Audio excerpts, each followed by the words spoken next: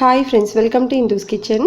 இன்றைக்கி நம்மளோட சேனலில் ரொம்ப சிம்பிளாக ரொம்பவே டேஸ்டான சிக்கன் ஃப்ரை எப்படி செய்கிறதுன்னு பார்க்கலாம்.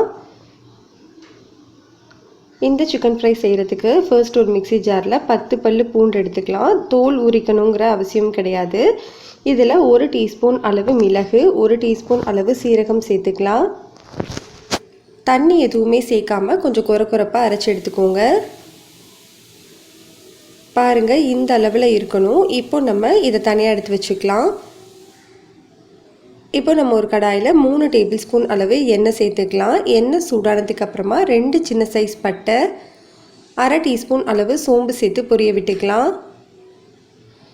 இப்போ இதில் 2 பெரிய வெங்காயத்தை சின்னதாக கட் பண்ணிவிட்டு சேர்த்துக்கோங்க. ஸ்டவ்வை மீடியம் ஹீட்டில் வச்சுட்டு ஒரு நிமிஷம் மட்டும் இந்த வெங்காயத்தை வதக்கி விட்டுக்கலாம்.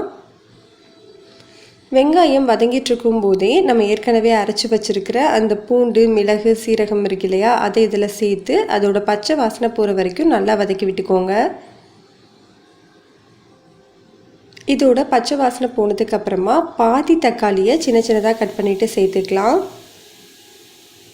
தக்காளி அதிகமாக சேர்த்தோம் அப்படின்னா புளிப்பு எடுக்க ஆரம்பிச்சிரும். அதனால் நம்மளுக்கு பாதி தக்காளி அப்படிங்கிறது கரெக்டாக இருக்கும். தக்காளி நல்லா வெந்ததுக்கு அப்புறமா 1/2 கிலோ அளவு சுத்தம் பண்ண சிக்கன் சேர்த்துக்கலாம். இப்போ இதை நல்லா மிக்ஸ் பண்ணி விட்டுக்கோங்க. மிக்ஸ் பண்ணதுக்கு அப்புறமா இதை ஒரு மூடி போட்டுட்டு ஒரு 3 நிமிஷம் மட்டும் வேக வச்சுக்கலாம். 3 நிமிஷத்துக்கு அப்புறமா பாருங்கள், நம்மளுக்கு லைட்டாக தண்ணி பிரிஞ்சு வந்திருக்கு. இப்போ நம்ம ஸ்டவ்வை லோ ஹீட்டில் வச்சுட்டு மசாலா தூள் ஆட் பண்ணிக்கலாம். இதில் இப்போது 1/8 டீஸ்பூன் அளவு மஞ்சள் தூள், 1 டீஸ்பூன் அளவு தனி மிளகாய் தூள், 1 டீஸ்பூன் அளவு மல்லித்தூள், 1/2 டீஸ்பூன் அளவு கரம் மசாலா தூள் சேர்த்துக்கலாம். சிக்கன் ஃப்ரைக்கு தேவையான அளவு உப்பு சேர்த்துக்கோங்க. இப்போ இதை ஒரு 3 நிமிஷத்துக்கு நல்லா வதக்கி விட்டுக்கலாம். நல்லா வதங்கினதுக்கு அப்புறமா இதை ஒரு மூடி போட்டுட்டு மீடியம் ஹீட்டில் வச்சு 5 நிமிஷம் வேக வச்சு எடுத்துக்கோங்க.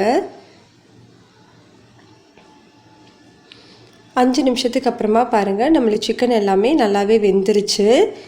இப்போ இதை ஓப்பன்லேயே வச்சு ஒரு 5 நிமிஷம் வேக வச்சுக்கோங்க.